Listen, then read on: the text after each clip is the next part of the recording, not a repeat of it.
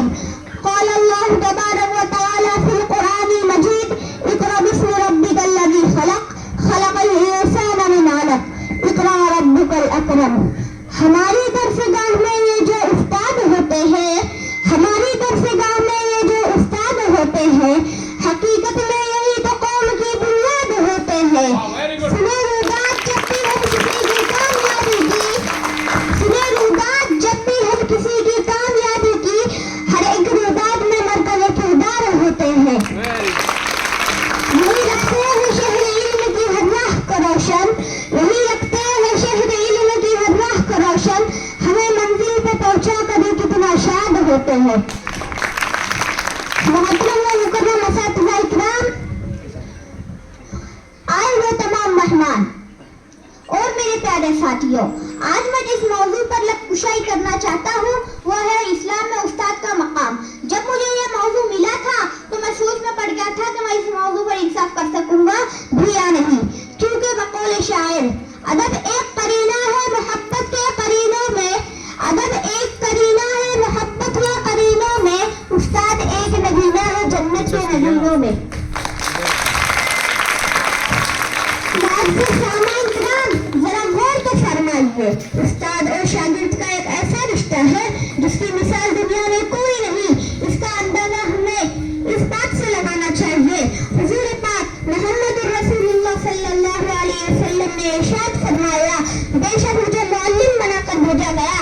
ہم مسلمان ہیں، ہم نبی کی امت میں سے ہیں. ہمارے نبی محمد رسول اللہ صلی اللہ علیہ وسلم نے اپنے آپ کو معلم کہا تو اندازہ لگا لینا چاہیے کہ اسلام میں استاد کا کتنا بڑا مقام ہے.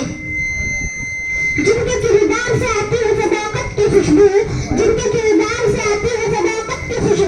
ان کی تدریس سے پتھر بھی پگھل جاتے ہیں. پیارے دوستو، اگر استاد کی تعریف سننا چاہے تو سنو. استاد وہ ہے جو بندر زمین کو کھلیان بنا دیتا ہے. استاد وہ ہے جو پتھر کو ہیرا بنا دیتا ہے. استاد وہ ہے جو دھات کو زیور بنا دیتا ہے. استاد وہ ہے جو مٹی کو سونا بنا دیتا ہے. استاد وہ چاند ہے جو اپنی روشنی سے اندھیری راہوں کو روشن کرتا ہے. استاد وہ پھول ہے جو اپنی خوشبو سے معاشرے کو معطر کر دیتا ہے.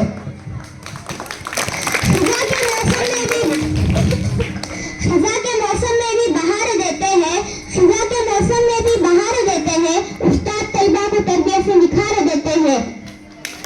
امام غزالی رحمۃ اللہ علیہ نے استاد کے متعلق ارشاد فرمایا: میرا حقیقی باپ مجھے آسمان سے زمین پر لے آیا اور میرا روحانی باپ یعنی میرا استاد مجھے زمین سے آسمان پر پہنچا دیا.